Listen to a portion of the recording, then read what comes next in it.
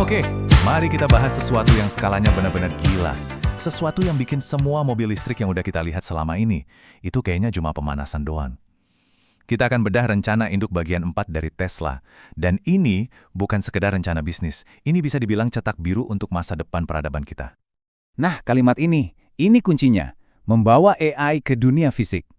Jadi, lupakan dulu AI yang cuma ada di dalam komputer atau chatbot. Coba bayangin AI yang punya tangan, punya kaki, punya roda. Mesin-mesin cerdas yang beneran bisa gerak dan kerja di pabrik, di jalan, bahkan mungkin di rumah kita nanti. Ini adalah inti dari semua rencana besar mereka. Tapi, rencana seambisius ini kan nggak mungkin muncul tiba-tiba. Biar kita benar-benar paham kemana arahnya, kita perlu mundur sedikit. Kita perlu lihat gimana setiap langkah yang diambil Tesla selama ini ternyata udah ngebangun sebuah fondasi yang luar biasa besar. Coba deh perhatiin polanya. Ini bukan cuma launching produk biasa. Ini tuh kayak main domino yang udah direncanain matang-matang. Mereka mulai dari Roadster, mobil sport yang super mahal. Tujuannya bukan buat jualan, tapi buat ngebuktiin mobil listrik itu bisa keren. Duit dari situ dipakai buat bikin model S dan X yang harganya sedikit lebih masuk akal. Sukses lagi, duitnya diputar lagi buat pertaruhan terbesarnya. Bikin mobil buat orang banyak, yaitu model 3 dan Y. Tiap langkah itu jadi batu loncatan buat langkah selanjutnya. Cerdas banget. Dan disinilah bagian serunya. Semua yang kita kenal dari Tesla, mobilnya, baterainya, superchargernya, itu semua ternyata cuma babak pembuka, cuma pemanasan. Terus acara utamanya apa dong? Ini dia acara utamanya. Sebuah konsep baru yang jadi pusat dari segalanya. Namanya kelimpahan berkelanjutan atau Sustainable Abundance. Ini benar-benar jadi kompas baru tujuan akhir mereka. Oke, kita coba bedah ya. Ini bukan cuma soal go green atau nyelamatin planet. Yah, itu penting. Tapi ini jauh lebih dari itu. Kata kuncinya adalah kelimpahan. Maksudnya, sebuah ide di mana teknologi itu bisa bikin semua orang hidupnya lebih makmur, lebih enak, bukan cuma buat segelintir orang kaya aja. Intinya, kita bisa terus bertumbuh tapi dengan cara yang bersih dan aman. Coba lihat perbedaannya di sini. Dulu, misi mereka itu mempercepat transisi energi. Itu aja udah gede banget kan? Nah sekarang, misinya jadi menciptakan dunia kelimpahan. Ini levelnya beda. Ini bukan lagi sekedar ganti mobil bensin ke listrik. Ini udah soal nulis ulang aturan main peradaban. Visi besar ini jelas nggak dibangun asal-asalan ya. Pasti ada filosofinya, ada keyakinan dasarnya. Nah yuk kita lihat apa sih fondasi pemikiran di balik semua ini? Ini ide yang cukup radikal. Tesla itu menolak pemikiran kalau ada yang menang, pasti ada yang kalah. Buat mereka, pertumbuhan itu nggak ada batasnya.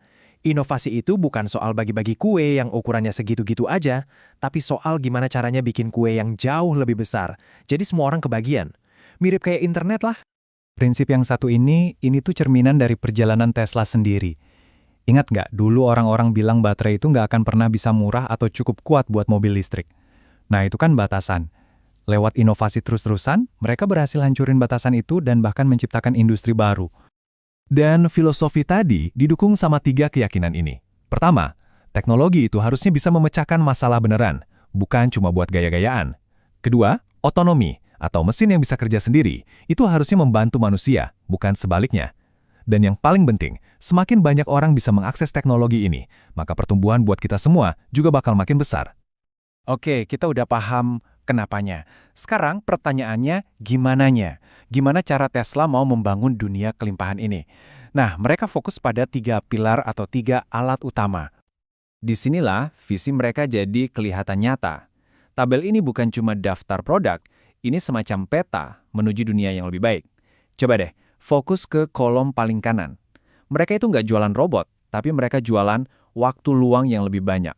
Mereka nggak jualan mobil otonom, tapi jualan transportasi yang lebih aman dan terjangkau.